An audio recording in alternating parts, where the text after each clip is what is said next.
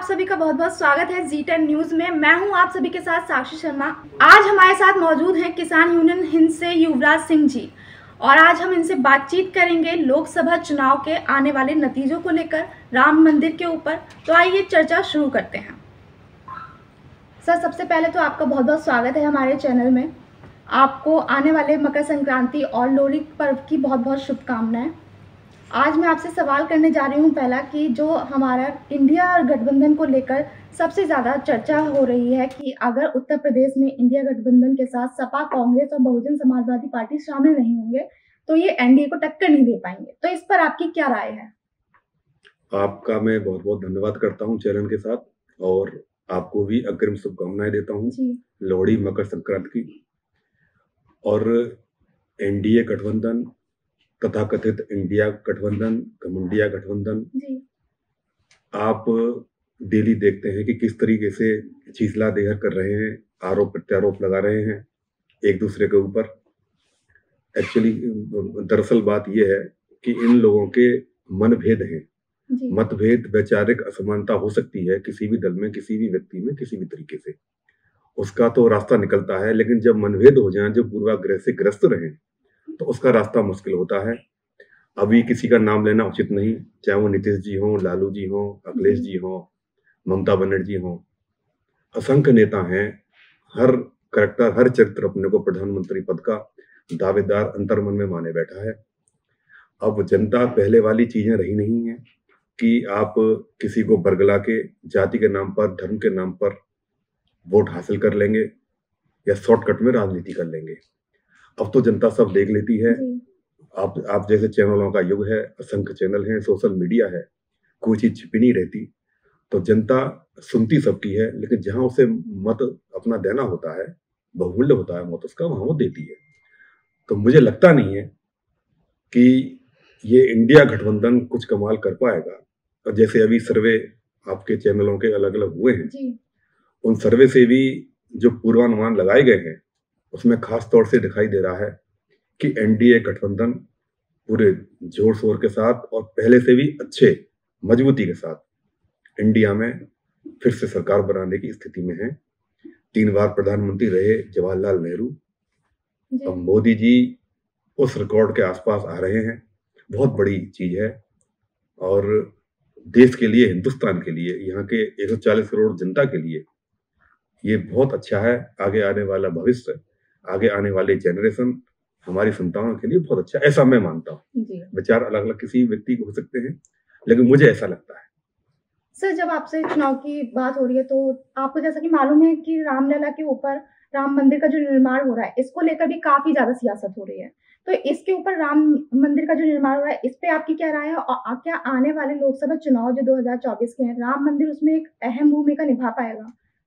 देखिए, 500 साल हो गए, गुलामी का प्रतीक जो तथाकथित ढांचा था, वो शौर्य दिवस मनाना चाहिए। हम भी उसमें उस समय शामिल थे जब ये ढांचा विवादित गिराया गया, तो वो बड़ा गर्व का समय था। 500 साल से एक विदेशी आक्रांता आता है, मैं हिंदू मुस्लिम की बात नहीं कर रहा, मैं देसी परदेसी की बात कर रहा हूँ। एक विदेशी आक्रांता जिसका नाम बाबर, वो आता है। हमारा हिंदुस्तान का राजा उस समय था इब्राहिम लोदी, वही मुस्लिम ही थे। इब्राहिम लोदी जो हमारा शासक था, उसको पराजित कर देता है, और वहां पर जो मंदिर है, विशेष रूप से नॉर्थ इंडिया में जगह जगह मंदिरों को इन्होंने ढा के और उस मलबे के ऊपर इन्होंने अपनी मस्जिदें बना दी। तो गुलामी का प्रतीक था वो ढांचा, वो ढा दिया। 500 वर्ष के साथ के बाद ये बन रहा है, और सुप्रीम कोर्ट के आदेश से बन रहा है। तो हम सबको बड़ा गर्व करना चाहिए। बपौती एक होती है, पुरखे एक होते हैं। हिंदू और मुसलमान जितने भी हैं, उन सबके पुरखे राम हैं। उन सर के पुरखे हुए, तो पुरखे आप चेंज नहीं कर सकते आप। ये तो वोटों की राजनीति के लिए, तुष्टिकरण की नीति के लिए बेचारे मुस्लिमों को बरगलाया गया, और उनका 70-75 साल आजाद हुए हो गए, उनका अभी तक भला हुआ नहीं। तो राम मंदिर बन रहा है, जो राष्ट्रवादी मुसलमान हैं वो भी बहुत इस राम मंदिर का स्वागत कर रहे हैं। और जो लोग वोटों की राजनीति के लिए बड़ी हल्की बात कह देते हैं कि यहाँ तो जी अस्पताल भी बन सकता था, या यहाँ पे विद्यालय बन सकता था, यहाँ पे ये बन सकता था, अरे जहां भगवान पैदा हुआ है हमारे 3 चीजें हैं, काशी विश्वनाथ, श्री राम का मंदिर और श्री कृष्ण का मंदिर। अब हम 3 मांग रहे हैं हिंदुस्तान में और बहुसंख्य होके।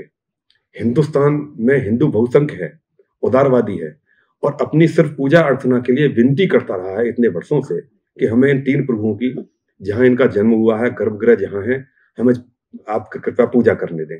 उस पर रोका जाता है। अगर हम मक्का मदीना में जाकर मैं बोलता हूं हिंदू होने के नाते कि यहां पर आप मंदिर बना दीजिए, तो मैं गलत होता हूं। मक्का मदीना उतना ही पूजनीय है मुस्लिम भाइयों के लिए जितना पूजनीय हमारा श्री राम का मंदिर है। वो तो बड़ा शर्म रहा कि एक राम भगवान गर्भगृह तोड़कर बना दिया गया और टाट के मंदिर में 91 से लेके अब तक रहे, टाट में, सर्दी में, बारिश में, धूल में, अंधड़ में। तो बड़ा ही अशोभनीय है। कुछ तो पार्टियां ऐसी भी रहीं 10 साल पहले जो राम को काल्पनिक मानती थी, राम की रामायण को काल्पनिक मानती थी, कहानी मानती थी, उनके अवतरण को ही गलत साबित करने की कोशिश करती थी। अब उनकी बुद्धि थोड़ी ठीक हो रही है, लेकिन जो लोग अभी भी कहते हैं कि यहाँ हॉस्पिटल होना चाहिए था या ये होना चाहिए था, वहां उन लोगों को समझ आना चाहिए।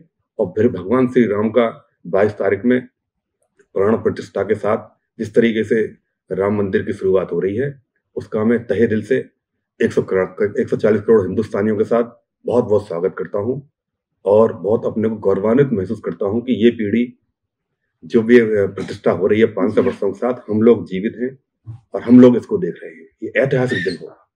सर, राम मंदिर के साथ साथ जो है मथुरा में भी एक विवाद चल रहा है। कृष्ण की जो जन्मभूमि है उसको लेकर विवाद काफी सुर्खियों में है, तो उसको लेकर आपकी क्या राय है, उसके ऊपर आपके क्या विचार है, उसको शेयर कीजिए। देखिए, मेरा तो व्यक्तिगत, मेरी पार्टी का भी और व्यक्तिगत विचार भी मेरा यही है कि जहां श्री कृष्ण भगवान जेल में अवतरण हुए, वहां जो मस्जिद का ढांचा बना हुआ है, नमाज पढ़ने की कोशिश भी वहां की गई, तो उसको वहां से हटा दिया जाना चाहिए।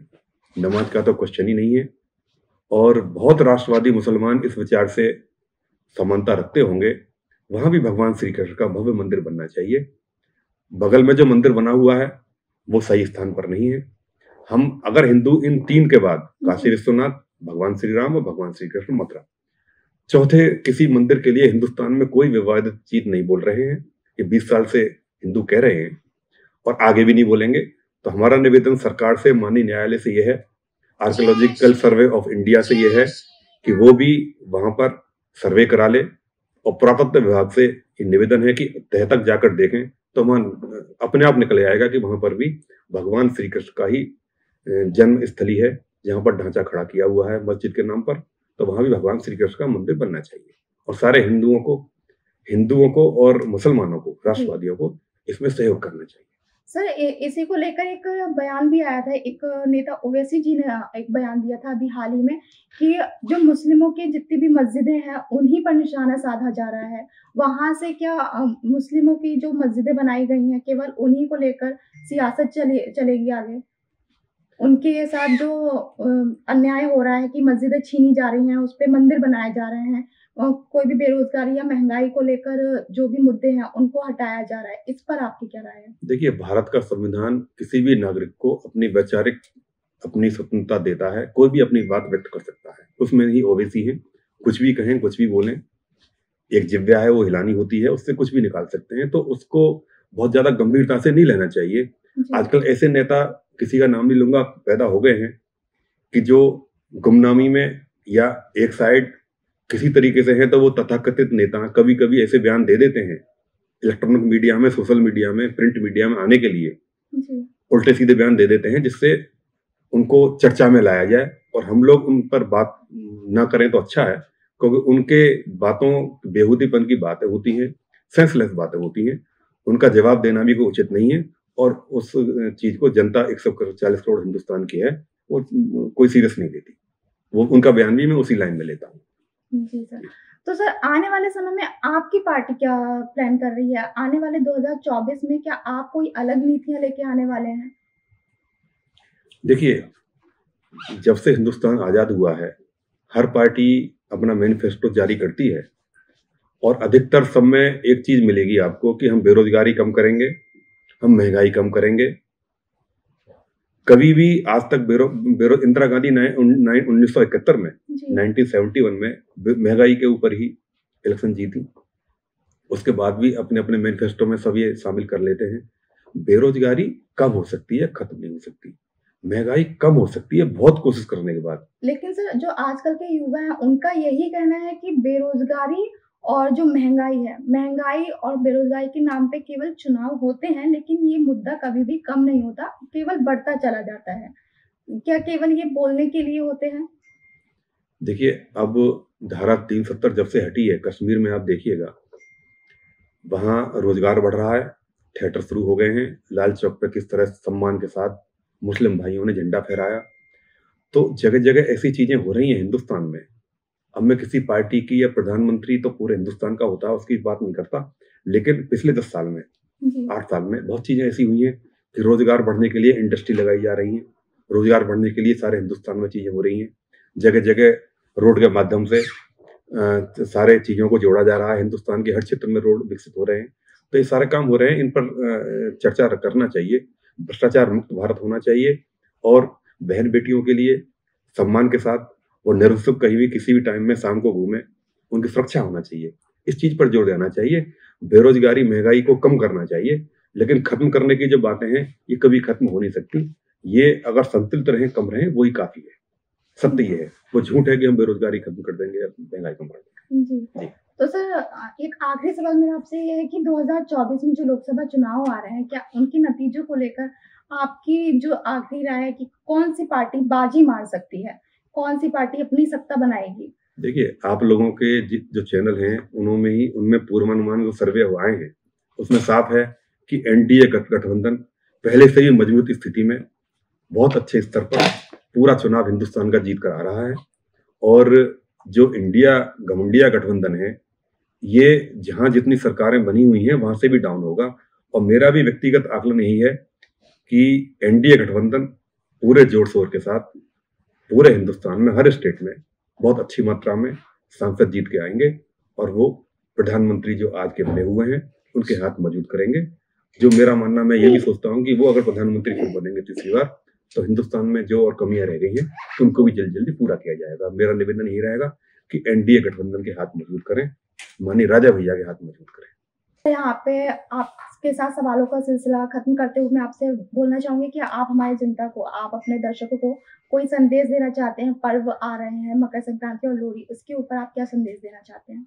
देखिए, मकर संक्रांति, लोहड़ी और जब 26 जनवरी गणतंत्र दिवस हमारा, जिस समय हमारा गणतंत्र स्टार्ट हुआ आजादी के बाद, मैं अपने दल की तरफ से, अपने कार्यकर्ता बंधुओं की तरफ से, सभी पदाधिकारियों की तरफ से, आपके चैनल को, G10 को और जितना भी हिंदुस्तान की 140 करोड़ जनता है उनको सबको, और जो हमारे सैनिक शहीद हुए हैं पिछले 1 वर्ष में, उनके परिवारों को संवेदना व्यक्त करता हूँ, उनके प्रति सहानुभूति व्यक्त करता हूँ और सभी देशवासियों को अग्रिम शुभकामनाएं देता हूँ 26 जनवरी की और लोहड़ी की, मकर संक्रांति की। बहुत बहुत धन्यवाद।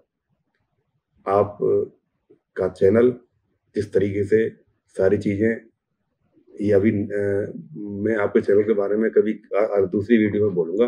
अभी बस ये है कि मैं आपको धन्यवाद देता हूँ। जय हिंद, भारत माता की जय, जय श्री राम, हिंदुस्तान जिंदाबाद। सर आपका हमारे चैनल में समय देने के लिए बहुत बहुत आभार।